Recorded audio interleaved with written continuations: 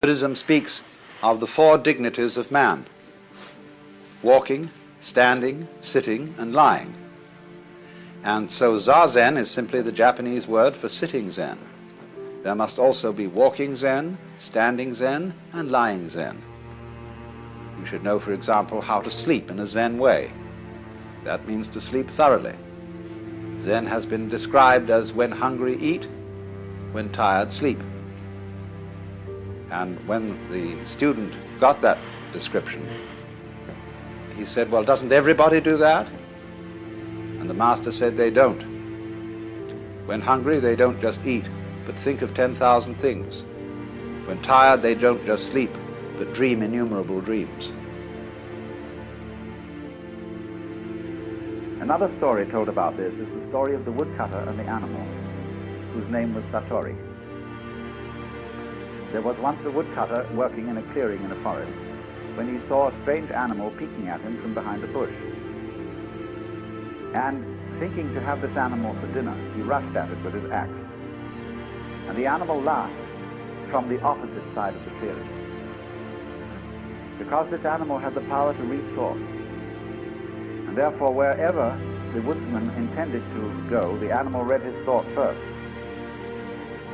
And so the animal began to talk and mocked him and said, you think you're going to do, I'm going to be this place next, because the woodsman naturally thought, when I see him next, instead of going to where he is, I'll go to the opposite side of the clearing. And so this went on until the woodsman got absolutely furious, and he returned to chopping the wood. And the animal laughed and said, so you've given up. And just at that moment, as he whanged the axe against the tree, the head flew off and struck the animal dead. That's the way you have to attain Zen.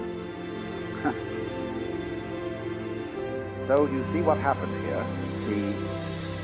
The boy who studies swordsmanship is put in this impossible situation where he can't do anything right. Everything he does is wrong. And therefore, after finding this out, that nothing will do because it's all self-conscious, he gives up. Then he can be spontaneous. But you see what is provided is the training, why the training of Zen people is discipline, is that we're going, first of all, to be spontaneous within limits. See, out in society, you can't do that, because people will be just bugged by you if you say exactly what you feel and always act the truth. You won't be liked. Awakening from the illusion of being a separate ego locked up in a bag of skin, discovering that you are the whole universe. And of course, if you do discover that, and you see into it all of a sudden, it's a shock, because your whole common sense is turned directly inside out. Everything is the same as you've always seen it, but completely different. Because you know who you are, you know what the devil were you worrying about? What was all that fuss? What was all that to do? Well, you see, it was part of the game. Everything from one point of view is fuss. And to do. To do. What is there to do?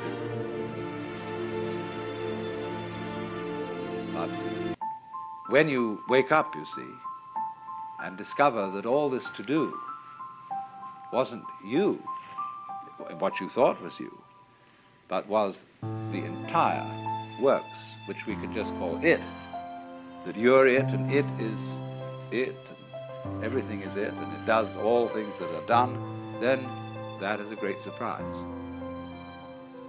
But it sounds tasteless.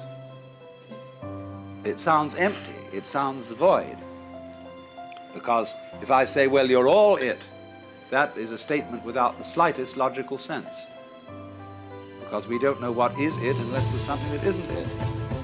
But if it's both all ises and all isn'ts, then we can't think about it. Nevertheless, it is highly possible to see that that's so, in a way that's so vivid it brings your heart into all your 5 mouths.